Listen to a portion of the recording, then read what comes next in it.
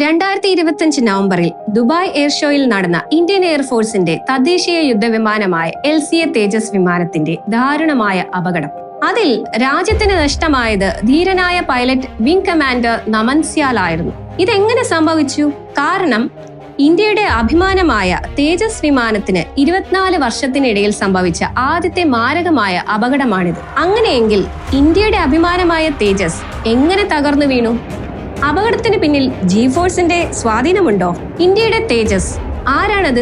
തേജസ് എന്നത് ഇന്ത്യയുടെ പ്രതിരോധ ഗവേഷണ സ്ഥാപനമായ DRDOയുടെ കീഴിലുള്ള എയറോനോട്ടിക്കൽ ഡെവലപ്മെന്റ് ഏജൻസി അഥവാ ADA രൂപകൽപ്പന ചെയ്യുകയും ഹിന്ദുസ്ഥാൻ എയറോനോട്ടിക്സ് ലിമിറ്റഡ് HAL നിർമ്മിക്കുകയും ചെയ്ത ലൈറ്റ് കോംബാറ്റ് എയർക്രാഫ്റ്റ് LCA ആണ്. തേജസ് എന്ന വാക്കിന് സംസ്കൃതത്തിൽ പ്രകാശം അല്ലെങ്കിൽ ശോഭ എന്നാണ് അർത്ഥം. 4.5 ജനറേഷൻ വിഭാഗത്തിലുള്ള എല്ലാ കാലാവസ്ഥയിലും പ്രവർത്തിക്കുന്ന മൾട്ടി റോൾ പോർ വിമാനം. General Electric F404 IN-20 engine single engine tailless delta wing design ഘടനയിൽപ്പെട്ടതാണ്. അതിന്റെ ഏറ്റവും കൂടിയ വേഗത മാക് 1.6, അതായത് ശബ്ദത്തിന്റെ 1.6 ഇരട്ടി വേഗത. സർവീസ് സീലിംഗ് 50,000 അടി, ഏകദേശം 15,240 മീറ്റർ. തേജസിന്റെ പ്രധാന പ്രത്യേകത എന്തെന്നാൽ ഭാരം കുറഞ്ഞ വിമാനം. ഭാരത്തിന്റെ 45% കാർബൺ ഫൈബർ കോമ്പോസിറ്റ് മെറ്റീരിയലുകൾ ഉപയോഗിച്ചാണ് നിർമ്മിച്ചിരിക്കുന്നത്. ഇന്ത്യൻ എയർഫോഴ്സിന്റെ കാലഹരണപ്പെട്ട MiG-21 പോലെയുള്ള വിമാനങ്ങൾക്ക് പകരമായി ഉപയോഗിക്കുക എന്നതായിരുന്നു തേജസിന്റെ ലക്ഷ്യം. പ്രധാന സാങ്കേതിക വിദ്യകൾ എന്തെന്നാൽ quadruplex digital fly by wire system, അതായത് വിമാനത്തിന്റെ നിയന്ത്രണ സംവിധാനമാണിത്. വിമാനം നിയന്ത്രിക്കുന്നത് ഇലക്ട്രോണിക് സംവിധാനങ്ങൾ വഴിയാണ്. പൈലറ്റ് നൽകുന്ന കമാൻഡുകൾ ഡിജിറ്റലായി കൈകാര്യം ചെയ്യുകയും വിമാനത്തിന്റെ ചലനങ്ങളെ കൃത്യമായി നിയന്ത്രിക്കുകയും ചെയ്യുന്നു. ഇത് വിമാനത്തിന്റെ കൈകാര്യം ചെയ്യൽ എളുപ്പമാക്കുന്നു. ഇതിന് 4 സ്വതന്ത്ര കമ്പ്യൂട്ടർ ചാനലുകൾ ഉണ്ട്. ഡിജിറ്റൽ ഫ്ലൈറ്റ് കൺട്രോൾ കമ്പ്യൂട്ടർ എന്ന് പറയുന്നു. മറ്റൊരു സാങ്കേതിക വിദ്യയാണ് ഗ്ലാസ് കോക്പിറ്റ്. പൈലറ്റിന് മികച്ച കാഴ്ചയും കൂടുതൽ വിവരങ്ങളും നൽകുന്നതിന് ഡിജിറ്റൽ ഡിസ്പ്ലേകളും ഹെഡ്സപ്പ് ഡിസ്പ്ലേയും സജ്ജീകരിച്ചിരിക്കുന്നു. പൈലറ്റിന്റെ ജോലി ഭാരം കുറയ്ക്കുന്നതിനായി പരമ്പരാഗത മീറ്ററുകൾക്ക് പകരം കളർ മൾട്ടി ഫംഗ്ഷൻ ഡിസ്പ്ലേസ് ഉപയോഗിച്ചിരിക്കുന്നു. ഇത് നൈറ്റ് വിഷൻ ഗോഗിൾസിന് അനുയോജ്യമാണ്. അടുത്തതായിട്ട് ഹെൽമെറ്റ് മൗണ്ടഡ് ഡിസ്പ്ലേ സിസ്റ്റം, അതായത് പൈലറ്റിന്റെ ഹെൽമെറ്റിൽ തന്നെ പ്രധാന ഫ്ലൈറ്റ് ആയുധ വിവരങ്ങൾ പ്രദർശിപ്പിക്കുന്നു. പൈലറ്റ് നോക്കുന്ന ദിശയിലേക്ക് തന്നെ ആയുധങ്ങളെ ലക്ഷ്യമിടാൻ ഇത് സഹായിക്കുന്നു. വ്യത്യസ്ത തരം air to air, air to ground മിസൈലുകൾ വഹിക്കാനുള്ള ശേഷിയും തേജസിനുണ്ട്. ദൂരപരിധിക്ക് അപ്പുറത്തുള്ള ലക്ഷ്യങ്ങളെ ആക്രമിക്കാൻ ശേഷിയുള്ള ബിയോണ്ട് വിഷ്വൽ റേഞ്ച് അഥവാ BVR മിസൈലുകൾ ഉപയോഗിക്കാം. 23mm double barrel GSH-23 പീരങ്കിയുണ്ട്. ആയുധങ്ങളും എക്സ്റ്റേണൽ ഇന്ധന ടാങ്കുകളും ഘടിപ്പിക്കാൻ 9 ഹാർഡ് പോയിന്റുകൾ ഉണ്ട്. പരമാവധി 4000 കിലോ ഭാരം ഇതിന് വഹിക്കാനാകും. തീർന്നില്ല, ഇനിയും ഉണ്ട് ഒരുപാട് സാങ്കേതിക വിദ്യകൾ. സെൻസർ, റഡാർ, പ്രൊപ്പൽഷൻ, അങ്ങനെ ഒരുപാട്. നമ്മുടെ ഇന്ത്യയുടെ പ്രതിരോധ മേഖലയിൽ തദ്ദേശീയ നേട്ടം അതായിരുന്നു തേജസ് വിമാനം. അന്ന് 2025 നവംബറിൽ ദുബായ് എയർ ഷോയിൽ ലോകത്തിനു മുന്നിൽ തേജസിന്റെ കഴിവുകൾ പ്രദർശിപ്പിക്കാനുള്ള ഇന്ത്യയുടെ ശ്രമം നടന്നുകൊണ്ടിരിക്കുമ്പോൾ നെഗറ്റീവ് G-ടേൺ പോലുള്ള അത്യധികം വെല്ലുവിളിയുള്ള അഭ്യാസങ്ങളാണ് പൈലറ്റ് നടത്തിക്കൊണ്ടിരുന്നത്. വിമാനം പെട്ടെന്ന് തന്നെ നിയന്ത്രണം നഷ്ടപ്പെട്ട് താഴേക്ക് പതിക്കുന്നു. അതിന്റെ വിംഗ് കമാൻഡറായ നമൻ സ്യാൽ മരണപ്പെടുന്നു. ഇത്രയൊക്കെ സുരക്ഷാ ക്രമീകരണങ്ങൾ ഉണ്ടായിരുന്നിട്ടും മികച്ച ഫ്ലൈറ്റ് സുരക്ഷാ റെക്കോർഡ് നിലനിർത്തിയിരുന്ന തേജസിന് പിന്നെ ദുബായ് എയർ ഷോയിൽ വെച്ച് എന്താണ് സംഭവിച്ചത്? എങ്ങനെ അത് തകർന്നു വീണു? എന്തുകൊണ്ട് അത് സംഭവിച്ചു? ആ അപകടത്തിന് പിന്നിൽ G-ഫോഴ്സ് ബ്ലാക്ക് ഔട്ട് ആണോ? G force black out, the science of the accident. അങ്ങനെയെങ്കിൽ എന്താണ് G-ഫോഴ്സ് ബ്ലാക്ക് ഔട്ട്? അതെങ്ങനെ സംഭവിക്കുന്നു? എന്താണ് അതിന്റെ കാരണം? എന്തൊക്കെയാണ് അതിന്റെ ആഫ്റ്റർ എഫക്ട്സ്? എങ്ങനെയാണ് അത് ഹെൽത്തിനെ ബാധിക്കുന്നത്? G-ഫോഴ്സ് എന്നാൽ ഗ്രാവിറ്റേഷണൽ ഫോഴ്സ്. വിമാനത്തിലെ G-ഫോഴ്സ് എന്നത് ഒരു പൈലറ്റും വിമാനവും അനുഭവിക്കുന്ന ത്വരണം അഥവാ ആക്സിലറേഷൻ അളക്കുന്നതിനുള്ള ഒരു മാനദണ്ഡമാണ്. ഉയർന്ന ആക്സിലറേഷനുകളിൽ നിന്ന് ബോധം നഷ്ടപ്പെടുന്നതാണ് G-ലോക്ക്. അമിതമായ ഗുരുത്വാകർഷണ ബലം അതായത് ഗ്രാവിറ്റേഷണൽ ഫോഴ്സ് കാരണം പൈലറ്റിന്റെ തലച്ചോറിലേക്കുള്ള രക്തയോട്ടം താൽക്കാലികമായി നിലയ്ക്കുകയും അതിന്റെ ഫലമായി ബോധം നഷ്ടപ്പെടുകയും ചെയ്യുന്ന ഒരു അവസ്ഥയാണ് G-ഫോഴ്സ് ബ്ലാക്ക് ഔട്ട്. ഏവിയേഷൻ രംഗത്ത് ഇതിനെ സാധാരണയായി GLOC അഥവാ G-ലോക്ക്, G-ഫോഴ്സ് ഇൻഡ്യൂസ്ഡ് ലോസ് ഓഫ് കോൺഷ്യസ്നസ് എന്നും വിളിക്കുന്നുണ്ട്. ശരീരത്തിൽ ഗുരുത്വാകർഷണ ത്വരണം കാരണം ബോധം നഷ്ടപ്പെടുന്നതിനെയാണ് ജി-ലോക്ക് എന്ന് നമ്മൾ വിളിക്കുന്നത്. ഗുരുത്വാകർഷണം കാരണമുള്ള വർദ്ധിച്ച ബലം ശരീരത്തിൽ പ്രയോഗിക്കുമ്പോൾ ഇത് സംഭവിക്കുന്നു. ഇത് ബോധം നഷ്ടപ്പെടാൻ കാരണമാകുന്നു. മിക്ക ആളുകൾക്കും 2 മുതൽ 5 ജി ഫോഴ്സുകൾ വരെ താരതമ്യേന ബാധിക്കപ്പെടാതെ നേരിടാൻ കഴിയും. സിമ്പിൾ ആയിട്ട് പറഞ്ഞാൽ, അമിതമായ ജി ഫോഴ്സ് അനുഭവപ്പെടുമ്പോൾ ബോഡിയിലുള്ള ബ്ലഡ് തലച്ചോറിൽ നിന്ന് താഴേക്ക് വലിച്ചെടുക്കുന്നു, മെയിനായിട്ടും കാലുകളിലേക്ക്. ആ സമയം തലച്ചോറിലേക്ക് ആവശ്യത്തിന് ഓക്സിജൻ അടങ്ങിയ ബ്ലഡ് എത്താതെ വരും. നോർമലി ബ്ലഡിൽ ഓക്സിജൻ ലെവൽ കുറയുമ്പോൾ നമുക്ക് ബോധക്ഷയം ഉണ്ടാവും. അങ്ങനെയെങ്കിൽ തലച്ചോറിലേക്ക് ആവശ്യത്തിന് ഓക്സിജൻ അടങ്ങിയിട്ടുള്ള ബ്ലഡ് എത്താതെ വരുമ്പോൾ പൈലറ്റിന് ബോധക്ഷയം സംഭവിക്കുന്നു. ഇങ്ങനെയാണ് ജി-ലോക്ക് ഉണ്ടാകുന്നത്. ജി ഫോഴ്സിന്റെ വർധനവ്, അതായത് രക്തം താഴേക്ക് പോകുന്നു, തലച്ചോറിലെ രക്തക്കുറവ്, സെറിബ്രൽ ബ്ലഡ് ഫ്ലോ, അതായത് ഫസ്റ്റ് തന്നെ കാഴ്ച മങ്ങുന്നു, ഗ്രേ ഔട്ട് അല്ലെങ്കിൽ ബ്ലാക്ക് ഔട്ട് എന്നൊരവസ്ഥയിലേക്ക് പോകുന്നു. പിന്നുള്ളതെന്ന് പറഞ്ഞാൽ തുരങ്ക കാഴ്ചയാണ്, അതായത് ഒരു ടണൽ വിഷൻ തുടങ്ങിയ ലക്ഷണങ്ങൾ ഉണ്ടാവും. അടുത്തത് ഒരു ബോധക്ഷയമായിരിക്കും, ലോസ് ഓഫ് കോൺഷ്യസ്നസ്, അതായത് ജി-ലോക്ക് സംഭവിക്കുന്നു. ജി ഫോഴ്സ് ബ്ലാക്ക് ഔട്ട് എങ്ങനെ സംഭവിക്കുന്നു? ടേക്ക് ഓഫ്, കുത്തനെയുള്ള തിരിവുകൾ, ഡൈവുകൾ തുടങ്ങിയ വേഗതയിലോ ദിശയിലോ ഉള്ള മാറ്റങ്ങൾക്കിടയിലാണ് ഇത് ഉണ്ടാകുന്നത്. ഇത് പൈലറ്റിനെ സീറ്റിലേക്ക് താഴോട്ട് അമർത്താൻ, അതായത് പോസിറ്റീവ് ജി, അല്ലെങ്കിൽ മുകളിലേക്ക് വലിക്കാൻ നെഗറ്റീവ് ജി ഇടയാക്കും. വിമാനത്തിന്റെ അഭ്യാസങ്ങൾക്കനുസരിച്ച് അനുഭവപ്പെടുന്ന ശക്തി അപ്പോൾ വ്യത്യാസപ്പെടുന്നു.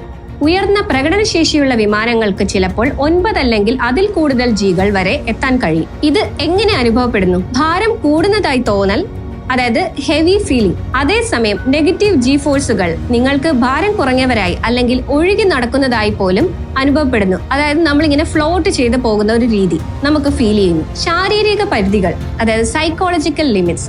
ജി ഫോഴ്സിനെ പ്രതിരോധിക്കാൻ മനുഷ്യ ശരീരത്തിന് പരിമിതികളുണ്ട്. ഉദാഹരണത്തിന് പോരാളി പൈലറ്റുമാർ, അതായത് ഫൈറ്റർ പൈലറ്റ്സ്, അവർ അഭ്യാസങ്ങൾക്കിടയിൽ ഉയർന്ന ജി ഫോഴ്സുകളെ ചെറുക്കാൻ സഹായിക്കുന്ന പ്രത്യേകതരം സ്യൂട്ടുകൾ ധരിക്കുന്നു. പിന്നുള്ളത് പരിശീലനം, ട്രെയിനിങ്. ജി ഫോഴ്സുകൾ കൈകാര്യം ചെയ്യാൻ പൈലറ്റുമാർക്ക് പരിശീലനം നൽകുന്നു. കാരണം ഉയർന്ന പ്രകടനമുള്ള പറക്കലിന്റെ സമയത്ത് ശരീരത്തിന്റെ ശരിയായ പ്രവർത്തനം നിലനിർത്താനുള്ള കഴിവിനെ ഇത് ബാധിക്കാൻ സാധ്യതയുണ്ട്. ഇപ്പോൾ പറഞ്ഞ ഈ പോസിറ്റീവ് ജി, നെഗറ്റീവ് ജി, ഇതൊക്കെ എന്താണെന്ന് നിങ്ങൾക്കറിയണ്ടേ? ജെറ്റ് വിമാനങ്ങൾ അതിവേഗത്തിൽ സഞ്ചരിക്കുമ്പോൾ, പ്രത്യേകിച്ച് താഴേക്ക് ഡൈവ് ചെയ്യുക, പെട്ടെന്ന് മുകളിലേക്ക് വലിക്കുക, അല്ലെങ്കിൽ ഡേഞ്ചറസ് ആയിട്ടുള്ള ഷാർപ്പ് ടേൺസ് നടത്തുക തുടങ്ങിയ കടുപ്പമേറിയ അഭ്യാസ പ്രകടനങ്ങൾ ചെയ്യുമ്പോൾ പൈലറ്റിന്റെ ശരീരത്തിൽ സാധാരണ ഗുരുത്വാകർഷണ ബലമായ 1Gയേക്കാൾ, 1G എന്ന് പറയുന്നത് ഭൂമി നമ്മളെ ആകർഷിക്കുന്ന ബലമാണ് 1G. അപ്പോൾ ആ 1Gയേക്കാൾ പല മടങ്ങ് അധികമുള്ള ബലം നമുക്ക് അനുഭവപ്പെടും. ഇതിനെയാണ് ജി ഫോഴ്സ് അല്ലെങ്കിൽ ഗ്രാവിറ്റേഷണൽ ഫോഴ്സ് എന്ന് പറയുന്നത്. വ്യോമയാനത്തിലെ ജി ഫോഴ്സിന്റെ തരങ്ങൾ നോക്കാം. ഏവിയേഷനിൽ 3 ടൈപ്പ് ജി ഫോഴ്സുകൾ ഉണ്ട്: positive G force, negative G force and lateral G force. അതിൽ ആദ്യത്തെ പോസിറ്റീവ് ജി ഫോഴ്സ് എന്താണെന്ന് നോക്കാം. പൈലറ്റ് വിമാനം അതിവേഗത്തിൽ പെട്ടെന്ന് മുകളിലേക്ക് വലിക്കുമ്പോൾ, അതായത് പുള്ളപ്പ് ചെയ്യുമ്പോൾ അല്ലെങ്കിൽ ശക്തമായി തിരിക്കുമ്പോഴോ, ഈ അധിക ജി ഫോഴ്സ് ശരീരത്തിലെ രക്തത്തെ തലച്ചോറിൽ നിന്ന് താഴേക്ക് കാൽമുട്ടുകളിലേക്കും കാലുകളിലേക്കും ശക്തമായി തള്ളുന്നു. അത് കാരണം തലച്ചോറിലേക്കുള്ള രക്തയോട്ടം കുറയുകയും ചെയ്യുന്നു. ഇതിന്റെ ഫലമായി പല ലക്ഷണങ്ങളും ക്രമമായി അനുഭവപ്പെടാൻ തുടങ്ങും. ഇതിനെയാണ് പൈലറ്റുമാർ ജി-ലോക്കിന്റെ മുന്നറിയിപ്പായി കണക്കാക്കുന്നത്. അതെന്തൊക്കെയാണെന്ന് നമുക്ക് നോക്കാം. ഒന്നാമതായി പറയുന്നത് ശരീരത്തിന് ഭാരം കൂടുന്നു. ജി ഫോഴ്സ് കൂടുമ്പോൾ ശരീരത്തിന് സ്വന്തം ഭാരത്തിന്റെ പല മടങ്ങ് അധിക ഭാരം അനുഭവപ്പെടുന്നു. ഫോർ എക്സാമ്പിൾ, ഒരു 80 kg ഭാരമുള്ള ഒരാൾക്ക് 9Gയിൽ 720 കിലോ ഭാരമുണ്ടെന്ന് അയാൾക്ക് തോന്നും. അടുത്തെന്ന് പറഞ്ഞാൽ കൈകൾ ചലിപ്പിക്കാനും തല ഉയർത്താനോ കഴിയാത്ത വിധം സീറ്റിലേക്ക് അമർന്നു പോകുന്ന അവസ്ഥ. രണ്ടാമതായി പറയുന്നത് കാഴ്ചമങ്ങൽ, അതായത് വിഷ്വൽ സിംറ്റംസ് ഉണ്ടാകുന്നു. ആദ്യം ഗ്രേ ഔട്ട് അല്ലെങ്കിൽ ബ്ലാക്ക് ഔട്ട് എന്ന് പറയാം. കാഴ്ച മങ്ങുകയും, അതായത് വിഷൻ ബ്ലറായി നിറങ്ങൾ നഷ്ടപ്പെട്ട് എല്ലാം ചാരനിറത്തിൽ ബ്ലാക്ക് ആൻഡ് വൈറ്റ് ആയി കാണപ്പെടുന്നു. പിന്നെ ഉള്ളത് ടണൽ വിഷൻ ആണ്. കാഴ്ചയുടെ അരികുകൾ, പെരിഫറൽ വിഷൻ നഷ്ടപ്പെട്ട് നടുവിലെ ചെറിയൊരു ഭാഗം ഒരു ടണൽ പോലെ മാത്രമായി കാണപ്പെടുന്നു. അതുപോലൊരു വിഷൻ ആയിരിക്കും ആ സമയത്ത് പൈലറ്റിന് കിട്ടുന്നത്. പിന്നീട് ഉണ്ടാവുന്നത് ബ്ലാക്ക് ഔട്ട്, അതായത് തലച്ചോറിലേക്കുള്ള രക്തയോട്ടം പൂർണ്ണമായി നിലയ്ക്കുന്നതിന് തൊട്ട് മുൻപ് കാഴ്ച പൂർണ്ണമായും നഷ്ടപ്പെടുന്നു. ഫോർ എക്സാമ്പിൾ, നമ്മൾ ഒരു കാറ് ഡ്രൈവ് ചെയ്തുകൊണ്ടിരിക്കുമ്പോൾ ദൂരേക്ക് തന്നെ നോക്കി നമ്മൾ ഡ്രൈവ് ചെയ്ത് കുറെ നേരം കഴിയുമ്പോൾ നമുക്ക് ഉറങ്ങിയിട്ടുണ്ടാവില്ല, പക്ഷേ ഉറങ്ങിയൊരവസ്ഥ. അതേ അവസ്ഥ തന്നെയാണ് ഈ സമയത്ത് പൈലറ്റിന് സംഭവിക്കുന്നത്. അടുത്തെന്ന് പറയാൻ ശബ്ദമാറ്റങ്ങൾ. ചിലപ്പോൾ റെഡ്യൂസ്ഡ് ഓഡിറ്ററി അക്യൂറ്റി, കേൾവി കുറയുകയോ അല്ലെങ്കിൽ ചുറ്റുമുള്ള ശബ്ദങ്ങൾ നേരിയതായി തോന്നുകയോ ചെയ്യാം. കാഴ്ച നഷ്ടപ്പെട്ടതിന് ശേഷം ജി ഫോഴ്സ് തുടരുകയാണെങ്കിൽ അല്ലെങ്കിൽ വർദ്ധിച്ചാൽ അത് തലച്ചോറിന് ആവശ്യമായ ഓക്സിജൻ പൂർണ്ണമായി ലഭിക്കാതെ വരികയും ജീലോക്ക് സംഭവിക്കുകയും ചെയ്യുന്നു. അതായത് പൈലറ്റ് ആ സമയത്ത് ബോധരഹിതനാകും. ഈ ബോധക്ഷയം സാധാരണയായി 10 മുതൽ 20 സെക്കൻഡ് വരെ നീണ്ടു നിൽക്കാം. രണ്ടാമത്തെ ജി ഫോഴ്സ് എന്ന് പറയുന്നത് നെഗറ്റീവ് ജി ഫോഴ്സ് ആണ്. അതായത് ഈ ബലം പൈലറ്റിനെ സീറ്റിൽ നിന്ന് മുകളിലേക്ക് വലിക്കുന്നു. താഴേക്കുള്ള ത്വരണം, അതായത് ഡൗൺവേർഡ് ആക്സിലറേഷൻ ചെയ്യുമ്പോഴോ ഓപ്പോസിറ്റ് ഡയറക്ഷനിലുള്ള അഭ്യാസം ഇൻവേർട്ടഡ് മാനുവർ നടത്തുമ്പോഴോ ഇത് സംഭവിക്കുന്നു. അതായത് പൈലറ്റ് വിമാനം പെട്ടെന്ന് താഴേക്ക് തള്ളുമ്പോൾ, പുഷിംഗ് ഡൗൺ ചെയ്യുമ്പോൾ ബ്ലഡ് നേരെ തലച്ചോറിലേക്ക് കുതിക്കുന്നു. ഇത് കണ്ണിന്റെ റെറ്റിനയിലെ രക്തക്കുഴലുകളിൽ പ്രഷർ ഉണ്ടാക്കി റെഡ് ഔട്ട് എന്ന അവസ്ഥയിലേക്ക് നയിക്കാം. അതായത് കാഴ്ച ചുവന്നതായി തോന്നുന്ന അവസ്ഥ. ഇത് നമ്മൾ മുന്നേ പറഞ്ഞ പോസിറ്റീവ് ജിയേക്കാൾ വളരെ ഡേഞ്ചറസ് ആണ്. ബിക്കോസ് പോസിറ്റീവ് ജി ഫോഴ്സുകൾ നിങ്ങളെ ഭാരം കൂടിയവരായി അനുഭവപ്പെടുത്തുന്നു. എന്നാൽ നെഗറ്റീവ് ജി ഫോഴ്സുകൾ നിങ്ങൾക്ക് ഭാരം കുറഞ്ഞവരായി അല്ലെങ്കിൽ ഒഴുകി നടക്കുന്നതായി പോലും അനുഭവപ്പെടുത്തുന്നു. ഇങ്ങനെ സംഭവിക്കുമ്പോൾ അതിന്റെ റിസൾട്ട് ആയിട്ട് ഈ അവസ്ഥയിലും തലച്ചോറിന്റെ പ്രവർത്തനം താളം തെറ്റി ബോധം നഷ്ടപ്പെടാൻ സാധ്യതയുണ്ട്. അതായത് ജീലോക്കിലേക്ക് പോകും. മൂന്നാമതായി പറയുന്നത് ലാറ്ററൽ ജി ഫോഴ്സ്. അതായത് ഈ ബലം മുന്നിൽ നിന്ന് പിന്നിലേക്ക് പ്രവർത്തിച്ച് പൈലറ്റിനെ സീറ്റിലേക്ക് പിന്നോട്ട് തള്ളുന്നു. ഫ്ലൈറ്റ് മുന്നോട്ട് കുതിച്ച് ടേക്ക് ഓഫ് ചെയ്യുമ്പോൾ ഇത് അനുഭവപ്പെടുന്നു. സോ ഈ പറഞ്ഞ 3 ഫോഴ്സിൽ ഏതെങ്കിലും ഒന്ന് സംഭവിച്ചാലും അപകടം ഉണ്ടാകുന്നു. ഇനി ഈ 3 ഫോഴ്സുകളിൽ ഏതെങ്കിലും ഒന്നുണ്ടായി പൈലറ്റിന് ജീലോക്ക് സംഭവിച്ച് ബോധം നഷ്ടപ്പെട്ട ശേഷം റിക്കവർ ആയി ബോധം തിരിച്ചു വരുമ്പോൾ, അൺകോൺഷ്യസിൽ നിന്നും കോൺഷ്യസ് മൈൻഡിലേക്ക് ആകുമ്പോൾ ജി ഫോഴ്സ് കുറയും. അപ്പോൾ തലച്ചോറിലേക്ക് രക്തയോട്ടം പെട്ടെന്ന് സാധാരണ നിലയിലാവുകയും പൈലറ്റ് ബോധം വീണ്ടെടുക്കുകയും ചെയ്യുന്നു. ആ സമയത്തും ചില ബുദ്ധിമുട്ടുകൾ ഉണ്ടാകും. അതായത് ചെറിയ ആശയക്കുഴപ്പം, ഡിസോറിയന്റേഷൻ. ബോധം വന്ന ഉടനെ ഏതാനും സെക്കൻഡുകളോ 1 മിനിറ്റോ എവിടെയാണ്, എന്ത് സംഭവിച്ചു എന്നതിനെ കുറിച്ച് ഒരു ആശയക്കുഴപ്പം ഉണ്ടാവാം. ആ ടൈം കംപ്ലീറ്റ്ലി ഒരു കൺഫ്യൂഷൻ അല്ലെങ്കിൽ ഒരു അംനേഷ്യ ഒക്കെ ഫീൽ ആവും. അതിന്റെ റിസൾട്ടായ വിചിത്രമായ അനുഭവങ്ങൾ എന്തെല്ലാം എന്ന് വെച്ചാൽ, ചില പൈലറ്റുമാർ ബോധമില്ലാതിരുന്ന സമയത്ത് വിവിഡ് ഡ്രീംസ്, വിചിത്രമായ സ്വപ്നങ്ങളോ അല്ലെങ്കിൽ ഇഫോറിയ, അതായത് മിഥ്യാഭ്രമങ്ങളോ കണ്ടതായി റിപ്പോർട്ട് ചെയ്തിട്ടുണ്ട്. പിന്നെയുള്ളത് ബലഹീനത. ഉണർന്നതിന് ശേഷം പേശികൾക്ക് തളർച്ചയോ വല്ലാത്തൊരു വീക്ക്നെസ് അല്ലെങ്കിൽ മുഖത്തും കൈകളിലും ട്വിച്ചിങ്, അതായത് വിറയലോ അനുഭവപ്പെടാം. നമ്മൾ ഈ ജീലോക്കിനെ കുറിച്ച് പറഞ്ഞല്ലോ. ജീലോക്ക് തടയാനുള്ള സംവിധാനങ്ങൾ എന്തൊക്കെയാണെന്ന് നോക്കാം. കൂടുതലും ഫൈറ്റർ ജെറ്റ്സ്, അതായത് ജെറ്റ് യുദ്ധവിമാനങ്ങൾ പറത്തുന്ന ഫൈറ്റർ പൈലറ്റ്സിനാണ് ഇത് സംഭവിക്കാൻ സാധ്യതയുള്ളത്. ഇങ്ങനെയുള്ള ഫൈറ്റർ പൈലറ്റ്സ് ജി ഫോഴ്സിന്റെ ആഘാതങ്ങളെ പ്രതിരോധിക്കാൻ ചില മാർഗങ്ങൾ ഉപയോഗിക്കുന്നു. അതിലൊന്നാണ് ആന്റി ജി സ്യൂട്ട്. അതായത് ഇത് പൈലറ്റിന്റെ വയറിനും കാലുകൾക്കും ചുറ്റും ധരിക്കുന്ന ഒരു പ്രത്യേക തരം വസ്ത്രമാണ്. ജി ഫോഴ്സ് വർദ്ധിക്കുമ്പോൾ ഈ സ്യൂട്ട് തനിയെ വീർക്കുകയും കാലുകളിലും വയറിലുമുള്ള രക്തക്കുഴലുകളിൽ സമ്മർദ്ദം ചെലുത്തി രക്തം താഴേക്ക് ഒഴുകുന്നത് തടയുകയും ചെയ്യുന്നു. മറ്റൊരു മെത്തേഡാണ് AGSM അഥവാ ആന്റി ജി സ്ട്രെയിനിങ് മനുവർ. ഇത് ജി ഫോഴ്സ് അനുഭവപ്പെടുമ്പോൾ പൈലറ്റ് ചെയ്യുന്ന പ്രത്യേക ബ്രീത്തിങ് എക്സസൈസുകളും പേശികളെ മുറുക്കുന്ന രീതികളുമാണ്. രക്തം താഴേക്ക് പോകുന്നത് തടയാൻ പൈലറ്റ്സ് ശ്വാസം മുറുകെ പിടിച്ച് പേശികൾ മുറുക്കി പിടിക്കുന്ന ഒരു പ്രത്യേക ശാരീരിക പരിശീലനമാണിത്. ഈ രീതികൾ ഉപയോഗിച്ചാണ് അവർ ജി ഫോഴ്സിന്റെ ആഘാതം ഒരു പരിധിവരെയൊക്കെ പ്രതിരോധിക്കുന്നത്. ജി ലോക്ക് എങ്ങനെയാണ് ഫീൽ ആകുന്നത്? ഇത് സാധാരണയായി നോട്ടം സ്ഥിരപ്പെടുത്തുന്നതിലൂടെയാണ് ആരംഭിക്കുന്നത്. തുടർന്ന് കണ്ണുകൾ മുകളിലേക്ക് ഒരു വശത്തേക്ക് ഉരുളുകയും തുടർന്ന് പൂർണ്ണമായ പേശി തകരുന്നു. പൂർണ്ണമായ പ്രവർത്തനരഹിതമായ ഒരു അവസ്ഥയുണ്ടാകുന്നു. ഈ ടൈം പീരീഡിൽ അവസാന സ്റ്റേജസിൽ പൈലറ്റിന് സ്വപ്നങ്ങൾ കാണാനും ഫിറ്റ്സ് ഉണ്ടാകാനും സാധ്യതയുണ്ട്. ജി ലോക്ക് എത്ര കാലം നിലനിൽക്കും? അതൊന്നറിയണ്ടേ? ജി ഫോഴ്സ് കുറഞ്ഞ ഉടനെ തന്നെ ബോധം തിരിച്ചു വരാൻ തുടങ്ങുമെങ്കിലും പൂർണ്ണമായി നിയന്ത്രണം വീണ്ടെടുക്കാൻ കൂടുതൽ ടൈം എടുക്കും. സാധാരണയായി 10 മുതൽ 15-20 സെക്കൻഡ് വരെ ടൈം എടുക്കും. കാരണം ഈ സമയം മുഴുവനും ചെറിയൊരു കൺഫ്യൂസ്ഡ് മൈൻഡും സ്ഥലകാല ബോധമില്ലായ്മ, അതായത് ഡിസോറിയന്റേഷൻ ആയിരിക്കുകയോ അല്ലെങ്കിൽ അംനേഷ്യ പോലെയുള്ള അവസ്ഥയിലായിരിക്കും. അതായത് കണ്ണു തുറന്നിരുന്ന് ഉറങ്ങുക എന്ന് പറയാറുള്ള ഒരവസ്ഥ. പൈലറ്റിന് കണ്ണു തുറന്ന് ചുറ്റുപാടുകൾ ഒന്ന് അറിയാൻ കഴിയുമെങ്കിലും ഫ്ലൈറ്റിനെ നിയന്ത്രിക്കാൻ ആവശ്യമായ ചിന്താശേഷിയും ഏകാഗ്രതയും നഷ്ടപ്പെട്ടിട്ടുണ്ടാവും. ഈ ഒരു കണ്ടീഷൻ ഏകദേശം 15 മുതൽ 30-40 സെക്കൻഡ് വരെ നീണ്ടു നിൽക്കാം. ചില റിപ്പോർട്ടുകൾ അനുസരിച്ച് ബോധക്ഷയം ഉണ്ടാകുന്നതിന് മുൻപുള്ള ആ നോർമൽ സ്റ്റേജിലേക്ക് വന്ന് ഫ്ലൈറ്റിനെ കൺട്രോൾ ചെയ്യാൻ തീരുമാനമെടുക്കാനുള്ള ശേഷി വീണ്ടെടുക്കുന്നതിന് 60 സെക്കൻഡിലധികം സമയമെടുത്തേക്കാം. ഒരു ജീലോക്ക് സംഭവം മൊത്തത്തിൽ പൈലറ്റ് ബോധരഹിതനാകുന്നത് മുതൽ വിമാനം വീണ്ടും സുരക്ഷിതമായി പറത്താനുള്ള അവസ്ഥയിലേക്ക് എത്തുന്നതുവരെ ഏകദേശം 45 മുതൽ 60 സെക്കൻഡ് വരെ നീണ്ടു നിന്നേക്കാം. ഈ സമയത്തിനുള്ളിൽ പൈലറ്റിന്റെ ഇടപെടലില്ലാതെ ഫ്ലൈറ്റിന്റെ കൺട്രോൾ വിട്ടുപോവുകയാണെങ്കിൽ അത് അപകടങ്ങൾക്ക് കാരണമാകും. അതിനാണ് ആധുനിക യുദ്ധവിമാനങ്ങളിൽ G-LOCK സംഭവിച്ചാൽ വിമാനം സ്വയം നേരെ ആക്കുന്നതിനുള്ള ഓട്ടോമാറ്റിക് റിക്കവറി സംവിധാനങ്ങൾ അഥവാ ഓട്ടോ റിക്കവറി സിസ്റ്റംസ് ഉപയോഗിക്കുന്നത്. ഒരു പൈലറ്റിന് എത്ര Gകൾ അതിജീവിക്കാൻ കഴിയും?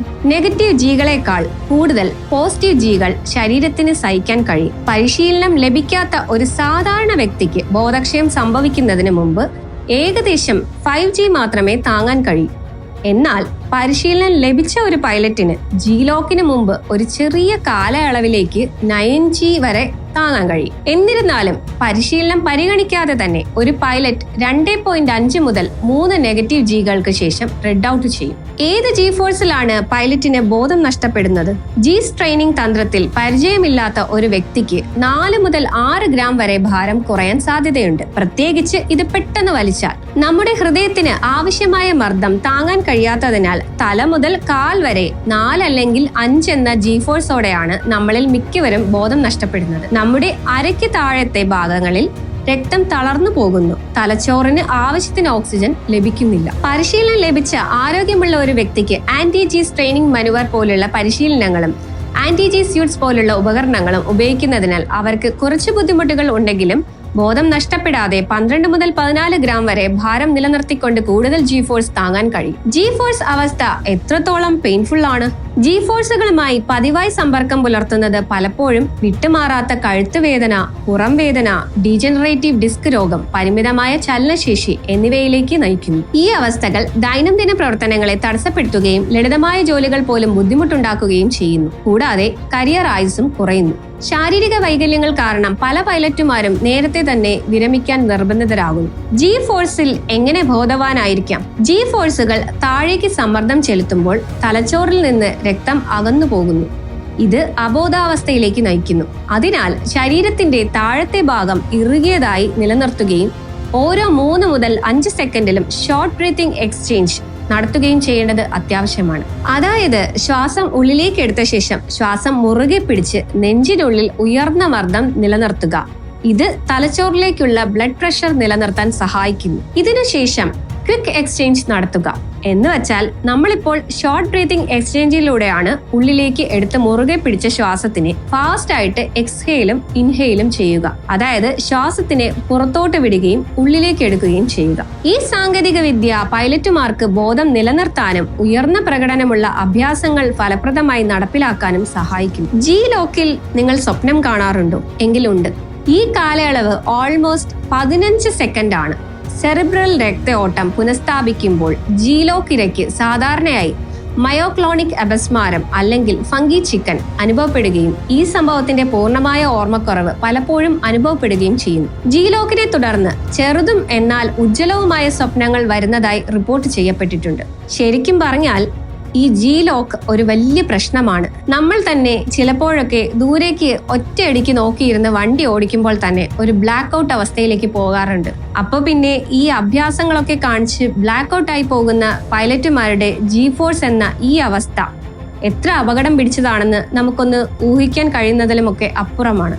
ദുബായിൽ നടന്ന തേജസ് അപകടം സംബന്ധിച്ച അന്വേഷണത്തിൽ വിംഗ് കമാൻഡർ നമൻ സ്യാലിന്റെ അപകടത്തിലേക്ക് നയിച്ച ഒരു നെഗറ്റീവ് G ടേൺ മനുവർ ചെയ്തിരുന്നു എന്നാണ് വിദഗ്ധർ അഭിപ്രായപ്പെടുന്നത്. കടുത്ത നെഗറ്റീവ് Gയിൽ നിന്ന് പോസിറ്റീവ് Gയിലേക്ക് വിമാനം തിരിക്കുന്നതിനിടയിൽ പൈലറ്റിന് G ഫോഴ്സ് ബ്ലാക്ക് ഔട്ട് സംഭവിച്ചതിനെ തുടർന്ന് വിമാനത്തിന്റെ നിയന്ത്രണം നഷ്ടപ്പെട്ടതാകാം അപകട കാരണം എന്നാണ് പ്രാഥമിക നിഗമനം. എങ്കിലും അപകടത്തിന്റെ യഥാർത്ഥ കാരണം ഇന്ത്യൻ എയർഫോഴ്സിന്റെ കോർട്ട് ഓഫ് ഇൻക്വയറി റിപ്പോർട്ട് വന്നാൽ മാത്രമേ നമുക്ക് സ്ഥിരീകരിക്കാൻ കഴിയൂ. എന്തൊക്കെയായിരുന്നാലും നമുക്കറിയില്ല തേജസിന്റെ അപകടത്തിന് പിന്നിൽ G ഫോഴ്സ് ബ്ലാക്ക് ഔട്ട് എന്ന ആ പ്രതിഭാസമാണോ അന്നവിടെ സംഭവിച്ചതെന്ന്. വിമാനത്തിന്റെ നിർമ്മാതാക്കളായ ഹിന്ദുസ്ഥാൻ ഏവിയേഷൻ ലിമിറ്റഡ് അഭിപ്രായപ്പെടുന്നു ഇതൊരു ഒറ്റപ്പെട്ട സംഭവം, ഐസൊലേറ്റഡ് ഒക്കറൻസ് എന്നാണ്.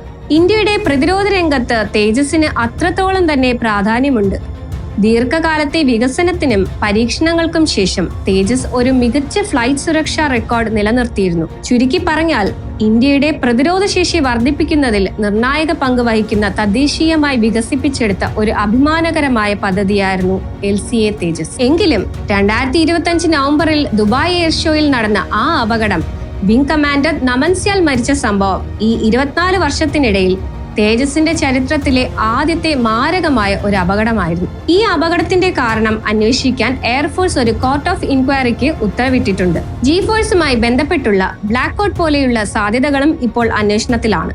ഇതിന്റെ യഥാർത്ഥ കാരണം അന്വേഷണ റിപ്പോർട്ട് വരുമ്പോൾ മാത്രമേ നമുക്ക് തീർച്ചപ്പെടുത്താൻ കഴിയുകയുള്ളൂ. അതുവരെ നമുക്കൊന്നും അസ്യൂം ചെയ്യാൻ കഴിയുന്നതല്ല. തേജസിന്റെ വിംഗ് കമാൻഡറായ നമൻസ്യാലിന്റെ ധീരമായ സേവനത്തിന് ആദരാഞ്ജലികൾ അർപ്പിച്ചുകൊണ്ട് stay tuned with us for more videos like this.